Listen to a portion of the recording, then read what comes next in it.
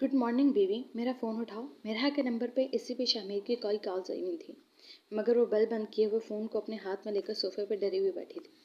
अब उसके व्हाट्सएप पर शामिर का वॉइस मैसेज आया था। अल्लाह जी, ये किस बंदे को मेरे पीछे लगा दिया। मेरहा शामिर का वॉइस मैसेज सुनकर डरी हुई सोफे पर बैठी हुई बोल रही थी। डर के मारे मेरहा की हथेली में पसीने आने लगे थे। मेरहा फ़ोन को इस तरह देख रही थी जैसे एसीपी अभी फ़ोन से निकलकर अभी बाहर आ जाएगा। मेरे ख्याल से अब तो तुम मेरा नंबर और मेरी आवाज़ दोनों को पहचान चुके हो, तो बीवी बेहतर है कि मेरा फ़ोन बिना धमकी के उठाओ। मुझे तुमसे ज़रूरी बात करनी है। शामीन ने अपना वॉइस मैसेज सीन किया हुआ देख लिया था। अब उसने टेक्स्ट लिख कर भेजा, कहाँ फंस गई हूँ मैं। मीरा इस वक्त रो देने वाली सूरत बनाए हुए फ़ोन को अपने हाथ में लिए हुए बैठी थी। टेक्स्ट मैसेज के बाद एसीपी शामिर की फ़ोन कॉल आ रही थी। मिरहा ने कांपते हाथों से अपने फ़ोन को कान के साथ लगाया। बेबी, मेरी पहली कॉल पर ही फ़ोन उठा लिया करो। क्या अब रोज़ तुम्हें धमकी भरा मैसेज पहले सेंड करना होगा, उसके बाद तुम मेरा फ़ोन उठाओगे? पहली बात तो ये कि आप मुझे फ़ोन करते ही क्यों हैं, और दूसरी बात ये, मुझे और भी बहुत सारे काम होते हैं सिवाय आपके फ़ोन सुनने के। मिरहा अपनी तरफ से बहुत तड़कती फड़कती आवाज़ में जवाब दिया था, मगर इसकी आवाज़ में इतना डर और मासूमियत थी कि एसीपी के लबों पर मुस्कुराहट आ गई। ज़रा मैं भी तो सुनूं कि मेरी बीवी को और कौन कौन से ज़रूरी काम होते हैं। आप मुझे हर बार बीवी मत कह कर बुलाया करें। मुझे बहुत गुस्सा आता है, मगर मुझे तो बहुत अच्छा लगता है तुम्हें बार बार अपनी बीवी कहना। मैं तो सोच रहा हूँ कि जब तुम रुखसत होकर मेरे पास आ जाओगी, तब मैं तुम्हें रोज़ बीवी कहकर बुलाऊंगा। कसम से, मेरी तो ज़ुबान बहुत मीठी हो जाती है तुम्हें अपनी बीवी कहने से। वो अपने अनाबी लबों से मुस्कुरा रहा था। मैं रुखसत होकर आपके पास कभी नहीं आऊँगी, और ना ही मेरा भाई ऐसे कुछ होने देंगे। तुम्हारे भाई की तो ऐसी की तैसी। मैं भी देखता हूँ कैसे मेरी बीवी को मेरे पास आने से रोकता है। अगर घी सीधी उंगली से नहीं निकला तो ये मत भूलना तुम दोनों बहन भाई कि मैं एक पुलिस वाला हूँ। मेरा दिमाग सीधे कामों से कहीं ज़्यादा उल्टे कामों में चलता है। क्या करेंगे आप? वो डरी हुई सी अटक अटक कर बोली। तुम्हें उठा कर ले आऊँगा। दूसरी तरफ से टक से फ़ोन बंद कर दिया गया। वो अपने नाभी लोगों से खुलखिलाकर मुस्कुराया था। मेरी डरपोक सी बीवी, क्या बनेगा तुम्हारा? शौहर के सीने में शेर का दिल है, जो दुश्मनों के सामने सीना तान कर खड़ा हो जाता है, डर के जिसके पास से कोई गुजरता भी नहीं। और बीवी, तुम्हारे सीने में तो चिड़िया का दिल है, जो ज़रा सी ऊंची आवाज़ और धमकी से लर्ज उठता है।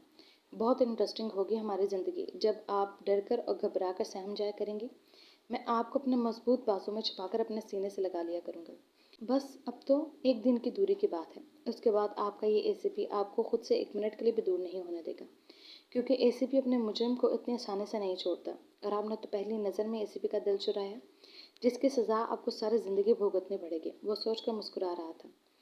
अपनी हंसी रोकने के लिए वो अपने निचले होंठ के किनारे को दांतों तले दबा गया।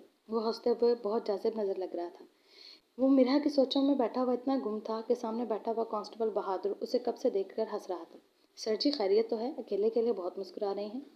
सर जी, कहीं आपको प्यार तो नहीं हो गया? बहादुर की आवाज़ पर एसीपी ने नज़रें उठाकर बहादुर की तरफ देखा। हाँ बहादुर, ज़िंदगी में पहली बार तुमने सही बात की है। सच में तुम्हारे एसीपी को प्यार हो गया। अब बहुत जल्द तुम्हारा एसीपी शादी करके तुम्हारे लिए भाभी लाने वाला है। वो मुस्कुराते हुए बोला। माशाल्लाह जी माशाल्लाह। सर जी, फिर तो बहुत बहुत मुबारक हो। बाकी टीम भी खुशी से एसीपी को मुबारकबाद दे रही थी। सर जी, आपकी शादी की खुशी में हम लोगों ने आपसे बहुत अच्छी वाली ट्रीट ले ली है। हाँ हाँ बहादुर, बेफिक्र हो, जैसी ट्रीट मांगोगे वैसी मिल जाएगी। एसीपी हंसते हुए अपनी टीम की डिमांड सुन रहा था।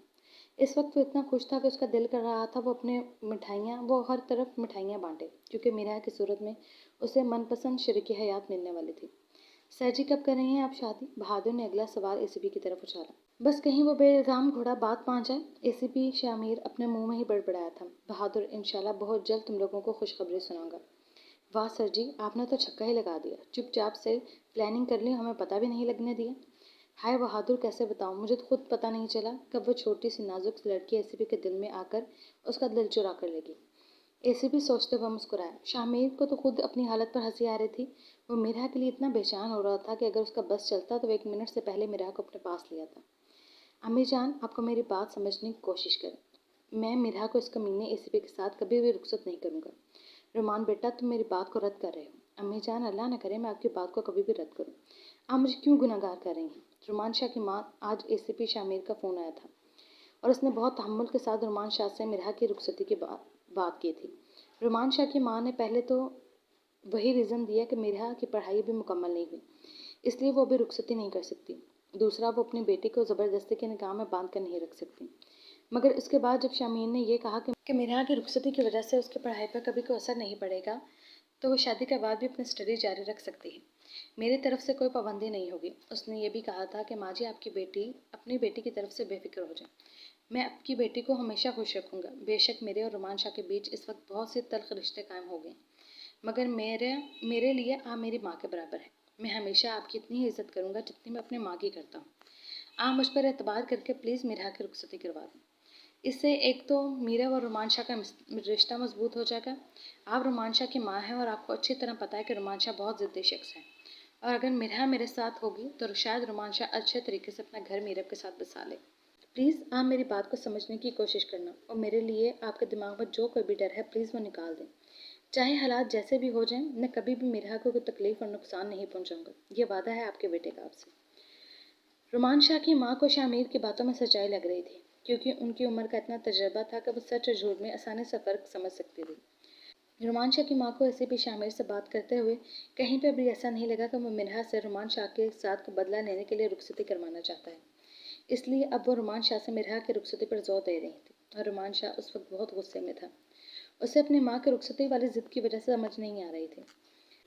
رومان شاہ کی ماں نے رومان شاہ کو نہیں بتایا تھا کہ اس کے بعد شاہ امیر سے ہو چکی ہے، کیونکہ اس کی ماں کو پتا تھا کہ اس طرح تو رومان شاہ کا دماغ اور گھوم جائے گا۔ رومان شاہ ٹانگ پر ٹانگ رکھے ہوئے صوفے پر غصے سے اپنے ماتھے پر بل ڈالے ہوئے بیٹھا تھا۔ رومان تم میری بات کا جواب دو۔ امی جان میرے پاس آپ کی بات کا کوئی جواب نہیں ہے۔ بیٹا میں نے فیصلہ کر لیا ہے کہ میرا کو شاہ امیر کے ساتھ رخصت کر دوں گی، اور میں چاہتی ہوں کہ تم راضی خوشی میرا کو رخصت کرو۔ آج تک میں نے کبھی تمہارے کسی کام میں دخل اندازی نہیں کی، مگر یہ بات میرا حکم سمجھ کر مان لو۔ میں چاہتی ہوں کہ تم میرا کو اس کا باپ بن کر رخصت کرو۔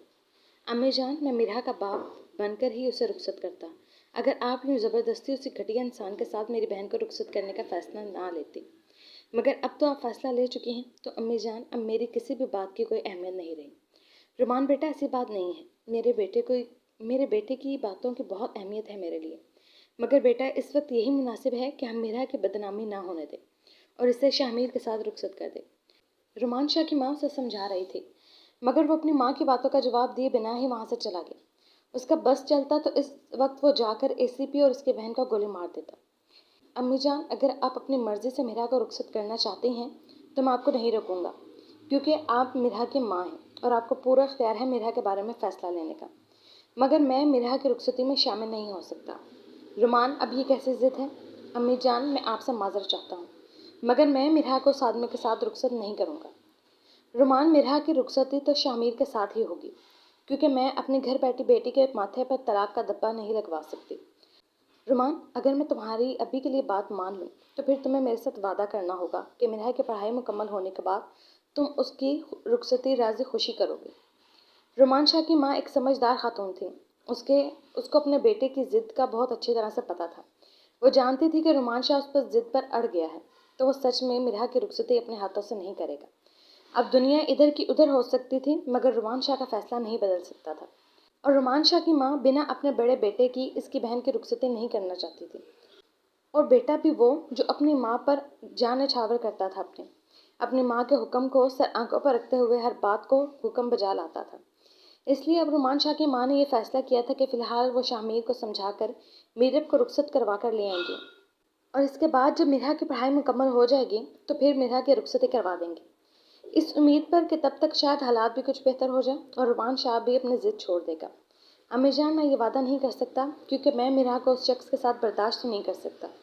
تو امی جان میں وعدہ کیسے کر لوں؟ تو رومان سیدھا جواب دو کہ تمہیں میرا کا فیصلہ بھی منظور نہیں ہے۔ ویسے بھی زندگی میں آج تک میرے فیصلوں کو کون سی اہمیت دی گئی ہے جو آج میں یہ امید لگا کر بیٹھی ہوں کہ میرا بیٹا میرے فیصلے کی عزت کرے گا۔ امی جان پلیز آپ یوں ایموشنل کر کے میرے ساتھ زیادتی کر رہی ہیں۔ نہیں رومان بیٹا میں کون ہوتی ہوں تمہارے ساتھ زیادتی کرنے والی؟ رومان شاہ کی ماں ٹوٹے ہوئے لہجے سے رومان شاہ سے بول رہی تھی۔ ٹھیک ہے امی جان، اگر آپ کی خوشی اسی میں ہے تو میں میرا کی پڑھائی مکمل ہونے کے بعد اس کی رخصتی کر دوں گا، مگر فی الحال مجھے کل ہر صورت میں میرب کی رخصتی چاہیے۔ اب بہتر ہے کہ آپ خود اس کے گھر والوں سے بات کر لیں، نہیں تو میں اپنے طریقے سے اس کے بھائی سے بات کر لوں گا۔ کوئی ضرورت نہیں ہے اب تمہیں ان کے ساتھ کوئی بد اخلاقی کرنے کی، میں اپنے طریقے سے میرب کے گھر والوں سے بات کر لوں گی۔ اب جاہلوں کو بھی اخلاق بتائے جائیں گے، رومان شاہ اپنے منہ میں بڑبڑایا تھا۔ مگر آنٹی مجھے یہ بات سمجھ نہیں آ رہی، آپ کو میرا کو رخصت کرنے میں مسئلہ کیا ہے؟ شامیر بیٹا، مجھے کوئی مسئلہ نہیں ہے، یہ رومان شاہ کی ضد ہے کہ وہ مرحا کی پڑھائی پوری ہونے کے بعد ہی مرحا کو رخصت کرے گا۔ مجھے تو پہلے ہی پتا تھا کہ یہ اس کمینے کی ضد ہوگی، شامیر نے غصے سے اپنے دماغ میں سوچا تھا۔ اگر ایسی بات ہے آنٹی، تو پڑھائی تو میرب کی پوری نہیں ہوئی، تو پھر میں میرب کی رخصتی کیسے کر دوں؟ رومان شاہ کو بھی بولیں کہ وہ انتظار کرے میرب کی پڑھائی مکمل ہونے کا۔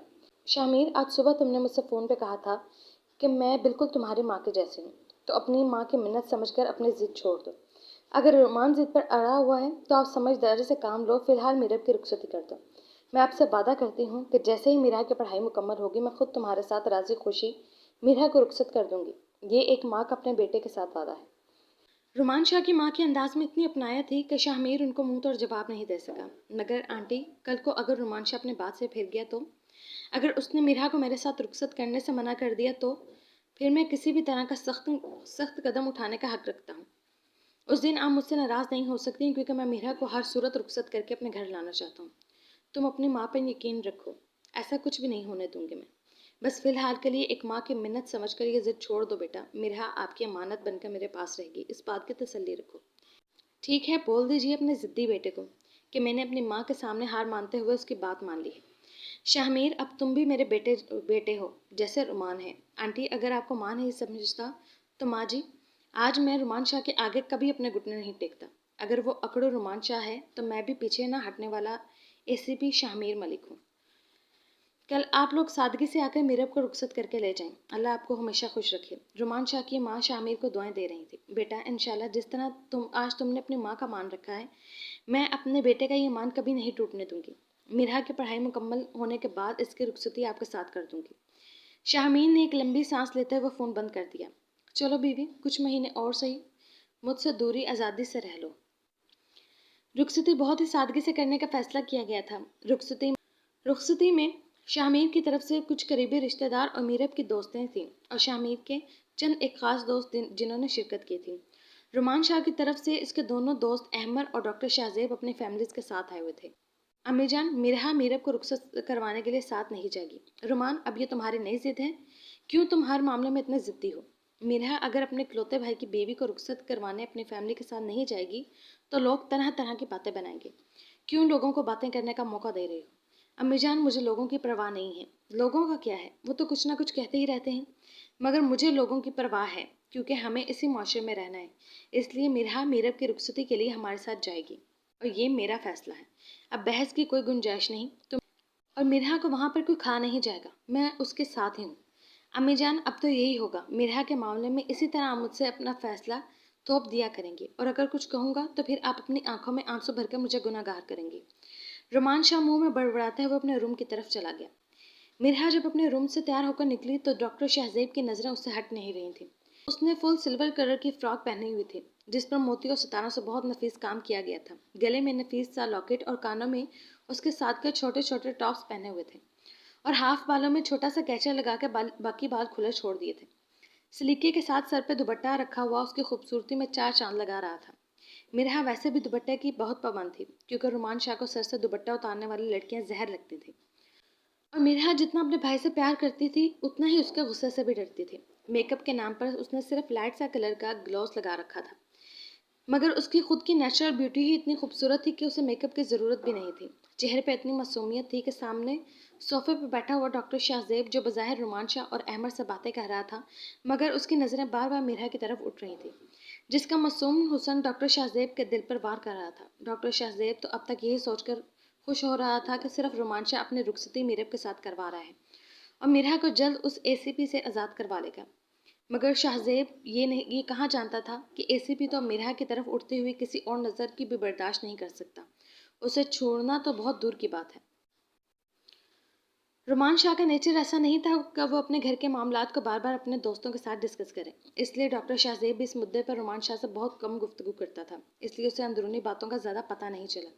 اسے کیا پتا تھا کہ جس میرا کو وہ اب تک اپنے دل میں بسائے ہوئے ہے وہ اب کسی اور کی جان بن چکی ہے، جو ہر سانس پر اسے یاد کرتا ہے اور شدت سے اس وقت کا انتظار کرتا ہے جب وہ اس کی دسترس میں آ جائے۔